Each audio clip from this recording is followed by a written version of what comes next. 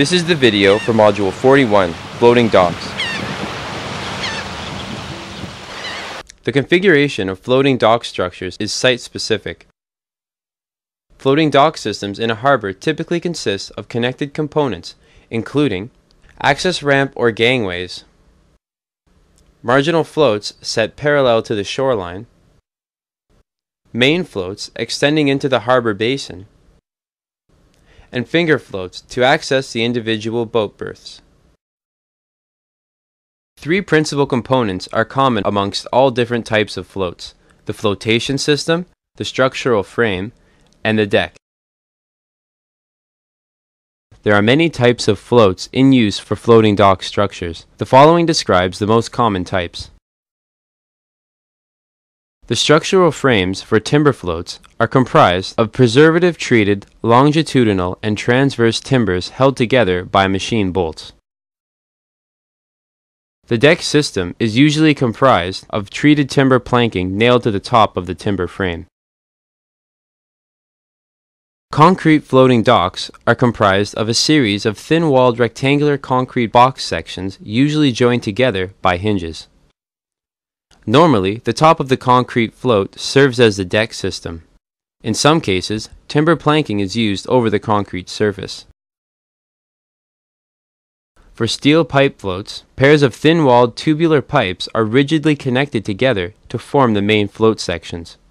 Adjacent float sections are connected by hinges.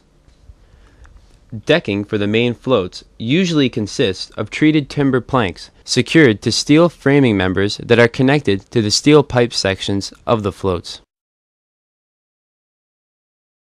There are various styles and manufacturers of modular floating deck units. If you have any questions about a modular floating dock, notify your small craft Harbours contact. Damage and deterioration to floating docks can be caused by excessive vessel impacts, moorage of vessels that are too large for a particular floating dock, abrasion damage on the float elements, corrosion and abrasion on chains, and fatigue failure of the securing hardware, hinges and bolts. This photo shows the abrasion of the timber guide piles from water level fluctuations. Here, the timber guide pile has rotted. This has been caused by abrasion. In this photo, there is a possible loss of flotation or damage to the float causing misalignment. Here, the transition plate has inadequate support. This photo shows inadequate roller wheels on the gangway and no runner plate on the deck. The steel grating is damaged near the toe of the gangway. The following is a list of components that should be inspected during operational visual inspections and the possible damage to look for during the inspection. Check deck surfaces. When checking deck surfaces, look for broken deck planks or broken precast concrete deck elements.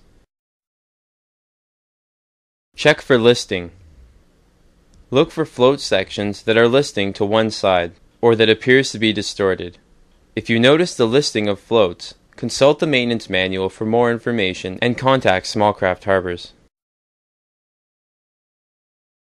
Check the alignment of the float. When checking the alignment of the float sections, look for an abrupt change in the alignment between adjacent sections of the floating dock, or large lateral movement in the location of the floating dock. Check guide piles. When checking the guide piles, look for a severe inclination of the guide piles or breakage of the guide piles from abrasion or contact. Check the gangway. When checking the gangway, look for the bearing roller situated outside of the normal travel area and damage, displacement, or distortion of the gangway ramp structure. Also, make sure there are no damaged, broken, or loose mooring cleats, mooring rings, or chains. Also check water supply lines and electrical supply lines. If a problem is found, the following actions should be taken. Except in the case of minor damage, you should close and barricade the section of the structure affected and immediately notify your small craft harvest contact. You should also identify, photograph, and map the problem.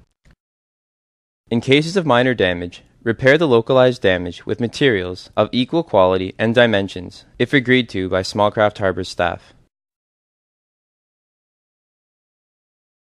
Major repair work may be required if problems are due to the failure or deterioration of structural elements that the miscellaneous steeled elements are secured to. Proper maintenance is essential to preserving the life of the harbor. For more information, please consult the inspection and maintenance modules and watch the maintenance film.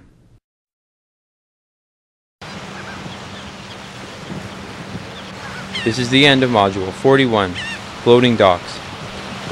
For more information, please consult the inspection and maintenance modules.